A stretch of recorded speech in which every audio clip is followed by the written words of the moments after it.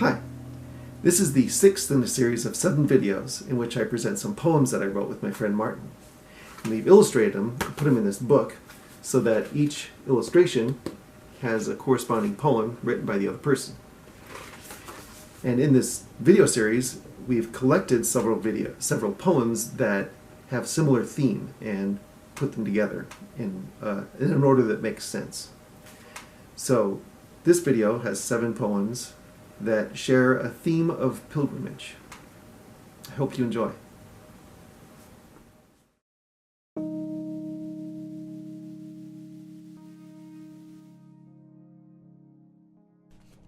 The Sergeant's Highway House. Halcyon Valley, decorated with shrines, sheltered by Vincent Mountain, and guarded by the burly ex-sergeant, whose tea house sits beside the path, pristine and welcoming. Just visible over the ridge is the Crackanasm, which Sergeant Falmouth regarded wearily. As steward, he showed hospitality to travelers who came through the pass, as they offered prayers to the west when the sun sank behind the jagged tower.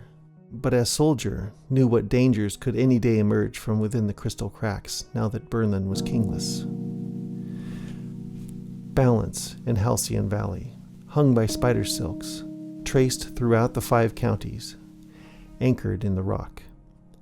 The relics of the old religion slowly became cardinal devices again, and struggles between neighbors became inflamed. Having eschewed a life of violence, the big man in the hut could only offer solace in tea and peace through worship.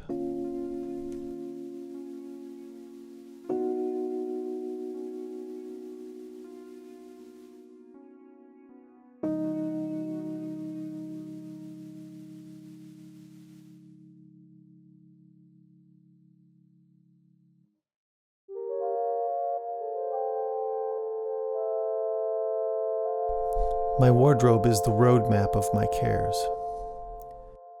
My wardrobe is the roadmap of my cares. The belt around my waist shows strength and stability. The tight, neat collar around the neck speaks my concise communication and pragmatic approach to solving problems. Atop my head is the Capitan hat, weathered and humble, yet a treasure and well-brushed. Shoes and trousers that protect, socks that comfort, the simple strip around my wrist that holds a timepiece, which is at once a link to my past and a worry for the future. Only those who stop to read this map will find the path that leads to me, for I am here, beneath the terrain. Boile Diorama. An army of pilgrims descended into the valley, squeezed into Deruda Pass, protected by the forestall, guided by the power company, which sought to carve a line through monster country.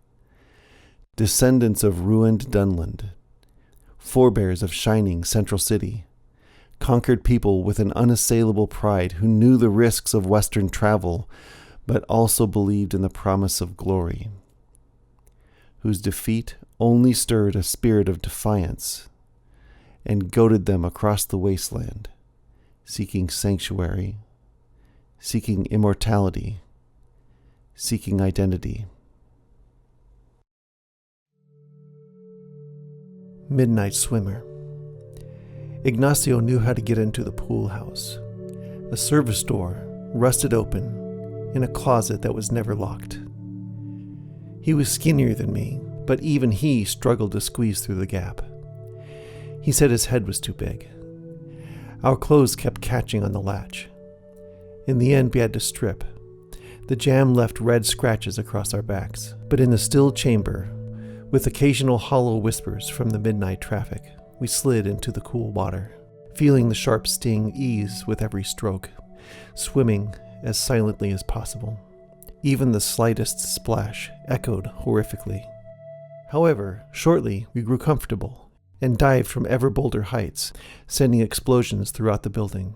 Within an hour, measured by the enormous white clock hung on the dim tiled wall, we were bellowing as we smacked against the water over and over until our energies were spent and every wave created by our dark bodies subsided against the tiles. We dragged ourselves back into the closet through the gapped door, 2 our clothes.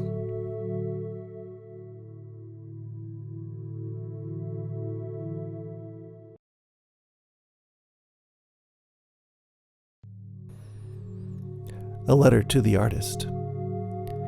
The moment I saw your image on the wall, all the other paintings dissolved into their glaring white pools of light. Nothing else existed in that echoing room except the collection of colored forms held within the simple black frame. It was my portal out of that echoing room, away from the ugly scenes and tortured figures that jumped from the other cells. Your story led me through a door, and I was safe in your land.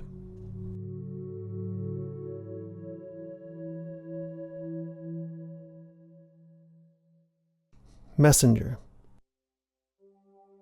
My ROTC troop has taught me how to keep my life tidy. I am the fortress of the nation. All roads lead to my gate, like arrows shot straight using the eye of God. I am the chapel of the blessed game, which shelters the altar of Grand Guignol, where pilgrims visit for a lifetime, studying the taste of space by worshiping the poplar and the linden. Their saplings feed the wars by forming the bows, which are the words of protection spoke by the mouth of community. And I serve the messenger of fire by clearing the pathways and drawing tight the cords which connect us, and to which we hang our costumes, pressing a crease into the fabric which will protect me.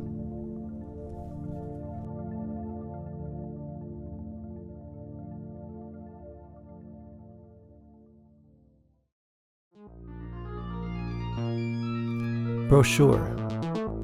Upon approaching Central City, travelers will be pleased to find stone-lined paths which cross the flower-laden prairie, providing the richest of views from any direction. An emerald bridge spans Central River, always full, carries fruitful blessings, clean water, messages from beyond the silent glassy surface. Life carries on, throngs within its walls. The city provides all.